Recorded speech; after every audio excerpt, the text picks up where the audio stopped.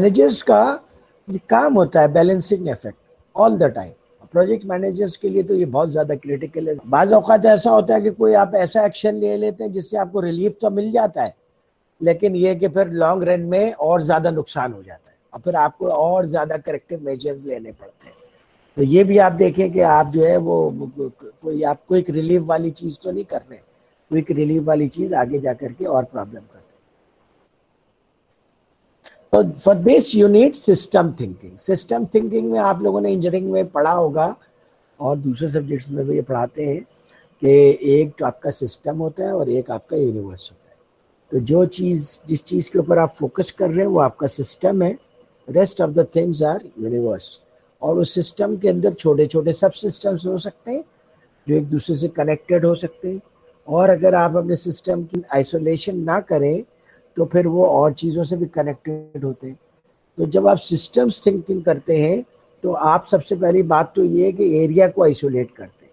اب project management کے اندر system thinking تو بہت انتہا ضروری ہے، کیونکہ اگر آپ سسٹم تھنکنگ نہیں کریں گے تو پھر آپ کا اسکوپ بڑھتا چلا جائے گا and a time will come that you will not be able to manage your money. So you need to understand کہ کس سسٹم میں آپ کام کر رہے ہیں، آپ کی ریکوائرمنٹ کیا ہے، اور آپ کے اسٹیک ہولڈرز کس طرح سے ان کے اوپر امپیکٹ کر رہے ہیں، اور آپ نے ان اسٹیک ہولڈرز کو کیسے مینیج کرنا ہے کہ آپ اپنا پروجیکٹ ٹائملی مینر میں کاسٹ افیکٹولی کمپلیٹ کر سکیں. اور جب کبھی بھی آپ ڈیسیژنز بھی لیں سسٹمز کے بارے میں تو آپ ان آئسولیشن نہیں لیں، بلکہ آپ کو پتہ ہونا چاہیے کہ بھائی چیزیں ایک دوسرے کے ساتھ انٹر ریلیٹڈ ہے. تو اگر میں ایک اسٹیپ لوں گا تو ہو سکتا ہے اس کی وجہ سے اور دوسرے ایشوز بھی ہو سکتے ہیں.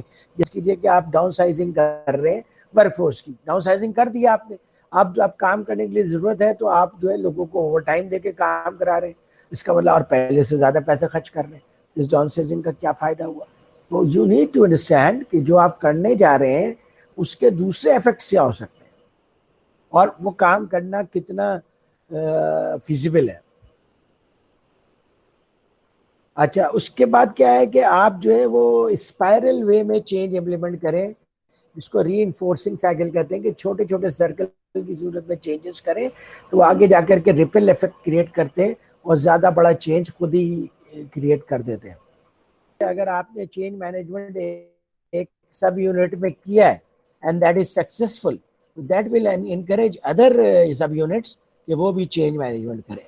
اسی لیے چینج مینجمنٹ کے اندر کہتے ہیں جو سب سے لو ہینگنگ فروٹ ہے ادھر جائیں، آپ اس میں چینج کریں، اور وہ جب چینج مینجمنٹ سکسیسفل ہو جائے گا تو آپ خود ہی آرگنائزیشن میں لوگ انکریج ہوں گے کہ وہ چینج مینجمنٹ کریں.